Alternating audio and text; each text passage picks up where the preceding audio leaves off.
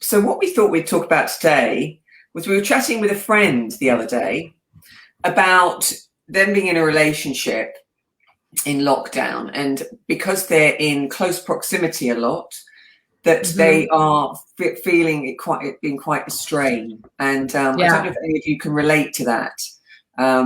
And you find that you're more irritated by things that the person does, that there's a few more arguments. And there was actually some research a while ago saying that people exposed to stressful events over a long period of time, even if the relationship is quite stable, can find it becomes a bit more turbulent when they're in this close proximity. Can you relate to this, Lisa, in your past? Oh, absolutely. I mean, I'm not living with any, I'm living with just Eliza here. So I'm not in a relationship in my home. But I can imagine it's really difficult, particularly people living in small spaces and working from home. I mean, how can somebody get the privacy that they need, Lee? Yeah, well, I think that's why having sort of spaces that you can work in is ideal. What you have to remember about all relationships is you really need to focus on a sort of 5-to-1 rule. And this is on research by a wonderful institute called the Gottman Institute. And the 5-to-1 rule is you've got to constantly look to have as many positive experiences with a partner as you do negative. And the thing is when you get into a bit of a funk with someone and find you're irritated by stuff that they do, I don't know if this is anyone can relate to this, you all of a sudden keep seeing that. You know, they might, I don't know, pick their teeth or something, and you find that you become obsessed with it. Yeah, exactly. Or they eat a bit more loudly when they're eating spaghetti bolognese or something. You know, and you fixate on it. And so really it's about scanning the environment as well, when you're thinking of that 5-to-1 rule, for things that you appreciate about that person. Because when, you know, to make sure you don't get into this loop of negativity. And when you're scanning the environment for things that you enjoy about that person, and also you may need to look back on why you first, you know, what the things you like about them, what really you found that was enriching about them, and look for those moments of connection. You know, can anyone relate to this? What I'm saying here? You know, the basis of any good relationship is friendship, respect, and admiration. You know, and I can certainly relate, Lisa, to having loads of not very fulfilling relationships for years. It took me into my sort of late 40s till I figured it out and broke the pattern of going for sort of avoidant type relationships and stuff. Thank you for the hearts. So you've got to think about that. So definitely setting up private workspaces, making sure you get some time together where you can connect. And you think about it like this, Lisa. You've got to think of affection, right? Also, we'll talk about in another live, someone's love language. Some people really like affection. Like my partner, I know that he really likes physical contact, right? So that's a way of me connecting with him. You know, things like humor can be very, very powerful in breaking up a pattern. Have you ever had an argument with someone, Lisa, and you suddenly burst out laughing, you add a humor in there? And all of a sudden it just breaks that pattern down. Can I just ask, there's going to be a lot of blame happening, but it's obviously like the pandemic's not the other person's fault. So how would somebody, if they were feeling irritated and emotional, how would somebody sort of just break away from blaming the other person?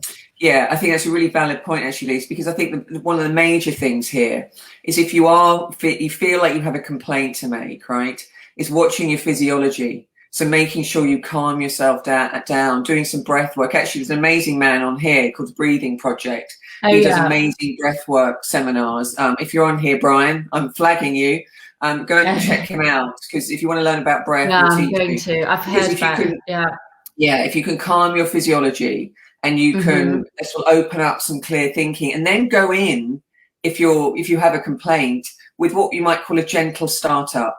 And what this means is, rather than going in with an aggressive tone, right, and blaming the other person, is grounding yourself. Start with a gentle startup, meaning that could be the tone of voice you use, the words you use to express yourself. So you're not going in there flagging, pointing the finger, saying, you know, when you didn't empty the dishwasher or clean up your underwear or pick up your dirty socks, you're being a bleep. You know, so it's kind of... So it's sort of taking a step back and sort of understanding your own emotions as well. Exactly. Yeah. And then, you know, look for moments, when I'm talking about moments of connection, right?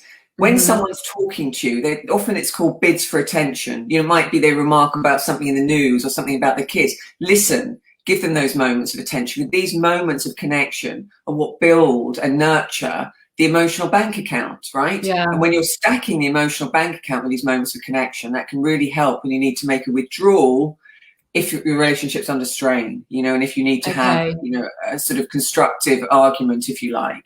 Yeah, that's a really good idea. So I don't know if that's helpful to anyone. It's a short one because Lisa's got to go. But so many of you have joined. I really appreciate your time. Let me know if that was helpful. Absolutely, friendship and respect. I'm lucky with my partner. He's everything. Yes, he can always make me laugh and it breaks any strain. Yes, absolutely. Totally. And it's about acknowledging, and it's about acknowledging their feelings as well. Totally, totally. Because, you know, and this making them feel validated. Absolutely, yeah. Listen with respect and kindness. And be accountable for what we are feeling and the way we are, you know, are expressing ourselves. And if it gets to the point where your physiology is such that you are overwhelmed, and this can often happen with some types, you know, technically, this is a broad statement, okay? But some men, this is research shows, can get flooded more easily with high emotion, and unless they're sort of especially tuned to any breath work or something like that, and often stonewall. And that when people stonewall and won't communicate, this can happen with females. It tends to be the person's overwhelmed and they just can't communicate anymore, and they go and they just shut down. And that's when someone may need to take a breather, just calm down, tune into your body, do some breath work, and then come back in. You know, look at the bigger picture of what do I want from this relationship? You know, how's it going to help both of us grow? You know, that makes sense. Anybody? Yes, and then adding a child and homeschooling to the strain. Yeah, absolutely. Good morning, dear women. So happy to be here. Wonderful to see you. Thank you so much. Yeah, I hope that makes sense, everybody. Yeah, no, that's really helpful. Stonewalling. Yes, absolutely. So stonewalling can be very frustrating if you're on the receiving end of it. Yeah. But it helps to understand what it's about if you've got a partner that tends to walk out, you know. Do you think writing a letter might help if somebody's, again, we're going back to the boundaries situation that we've spoken about before. Do you think writing a letter might? Well, I think in some instances, if communication is broken down to a point that maybe you're finding it difficult to express yourself without getting overwhelmed, then a letter can be helpful, as long as it's not a blaming letter, being very conscious of what you're writing. But of course, where the connection is built and where the relationship is nurtured is the connection with looking at someone in the eye, listening to them, holding that space, you know. And this is something that I had to really work on with myself, and holding a space that I felt really uncertain in or very vulnerable in. You know, when asking for what I wanted or feeling, you know, exposed, and sort of holding that space and not knowing what the other person was going to say, and it tapping into any abandonment issues or anything I had going on there. But when you hold that space, like we suggest in our lives, you expand your window of tolerance, and you nurture that connection, you know, and build up your own sort of resilience around those sort of courageous conversations. Thank you, Lee. That was really helpful. Yeah, listening, not waiting for them to stop talking. Yes, exactly. I love your engagement. Thank you so much, everybody. It's great to do these lives and hear your opinions. It's not about us just telling you stuff. These are ideas, and I love to hear from you too, don't we, Lise? Yes, exactly.